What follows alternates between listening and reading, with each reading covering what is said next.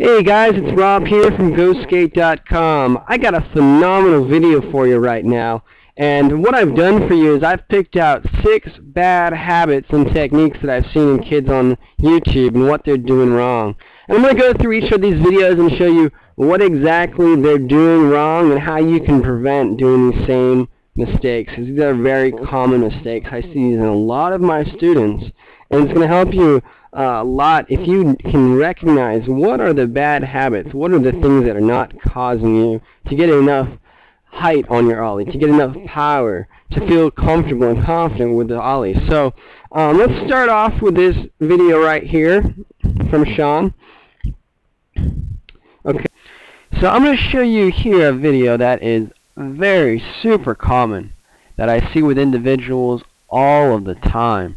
And we're just showing you right now of him trying to get on the board. And I see this a lot with people as they're trying to Ollie. Is their muscles get a little tensed up, and they don't know how to stay on the board, and they get kind of a little nervous. They just kind of need to, get their foot placement right, but they're having trouble doing that. So let's look at it here again. As you can see, his board is kind of shaking left and right. And what that's an indicator of, if he can't balance on it when it's flat, we need to tighten those trucks up and make sure that that board isn't bouncing around like that first so he can get his foot placement right. So tighten up the trucks so it doesn't turn as easily. And then you can get on the board and practice the Ollie. Now, here's problem number 2. He jumped straight up off of the board, and honestly, I did that when I started too. And I've probably seen every single one of my students do the same thing at some point or another, is they try to do the pop and the slide forward at the same exact time. And honestly, it just doesn't work that way. The board's never going to come up onto your feet that way. So here's my advice based upon this video, is you got to focus on one thing at a time, okay? Right now, your mind's kind of going all over the place. You got so much to do and so little much time to do it. Just focus on the one thing. Focus on the pop, which is step 1, getting the front 2 wheels off the ground, and getting to hear that pop off the pavement before you work on step 2, which is sliding the front foot towards the nose of the board. So work on one thing at a time. Put delay in. Focus on one thing at a time. Don't trick your mind into trying to do 2 things at once, or else you're going to get that. Okay, so let's move on to another video. Here. And I just want you to kind of watch this video for yourself and see what he's doing, and then I'm going to show you kind of what he's doing wrong. So you can see the board is actually flipping. I'm going to pause it right here so I can show you why it's doing that. So let's take a look at his front foot. You see how he can see his heel and his toes are kind of pointed outward? That's the reason why he's flipping the board. You see his front foot, we should only be able to see his shoelaces in the front of his board. His front foot should not be angled like that. It needs to be straight so that it can hit the front of the board at the same spot. It can't hit the front of the board with the toes before the heels, or that's going to hit the board at a different spot on the front. And that's what we call flick points. But I'll get into that in another video. So he's just doing the same thing over and over again. So I know as a beginner and as starting out, a lot of us do this, is we kind of just sit in our backyard and try tricks all day long until we can land it correctly. And we do the same problems over and over again. I mean, this is exactly why it's great to have someone who knows how to train people and has taught skateboarding lessons to hundreds of people, teach you how to do this, because it's going to save you tons of time. Just you're wasting in your backyard doing this over and over again. So we teach people here at GoSkate.com, and you might be able to find someone at your local skate shop or local park. But yeah, let's watch that again. So his friend just went in and tripped him. So I mean, I didn't put it in there for the trip. I really just wanted to put it in there to show you the importance of proper foot placement before you even get started with the Ollie. Okay, now here I'm going to show you a video of another individual who's made a trick tip video. And his video has some truth to it. It has some good points and it has some bad points.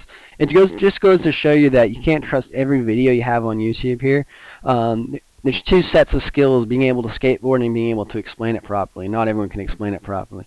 So let's take a look. His front foot placement that he explains here is absolutely 100% correct, behind the front two bolts.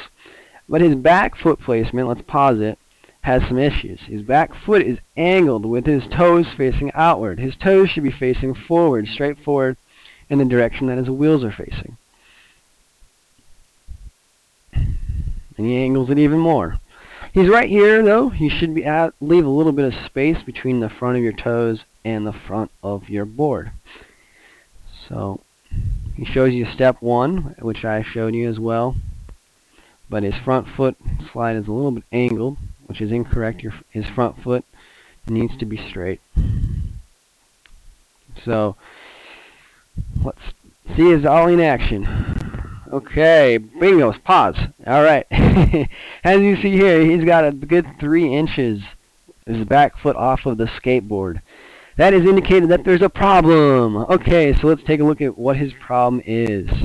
Let's take a look at it again. I'll press play. And boom, right there. Okay, so front foot, pretty decent. You can pretty much see all of his shoelaces in the front of the board. It's positioned behind the front two wheels, about 60% of the way up the board. That's good. But when we look at the back foot is angled, and you can see the heel, and it's not just the shoelaces that you can see. So his back foot is angled too much right here. We should only be able to see his shoelaces and the front of his sneaker. So there's 2 ways you can do this yourself, because you might be doing this unconsciously. So you can film yourself. You can put a video camera down like he is, and if you can see your heel, then you know you need to change your foot positioning. Or you can take a skate lesson and have your instructor teach you how to do that and fix your foot placement. Because once you get into that habit, it's a hard habit to break. It's a hard habit to break.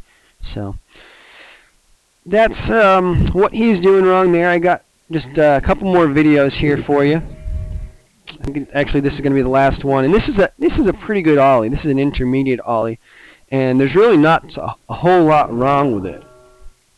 But I'm going to show you how I can get even intermediates and people who are Ollieing 4 inches to how to Ollie even higher.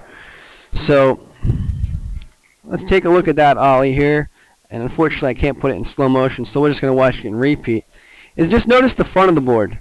The front of the board comes up a little bit higher than the back of the board. That's kind of what they call a mobbed Ollie.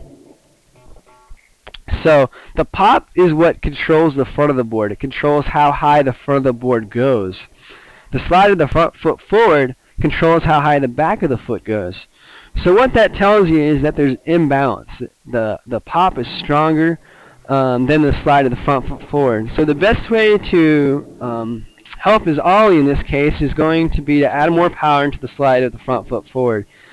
You can never have too much power into a pop. You can never have too much power into your board. You can only have too little power, and that's the problem that almost all beginners have, is too little power into step 1 and step 2. So add power into both. The more power you add, the better board control you'll have, the higher your Ollie will go.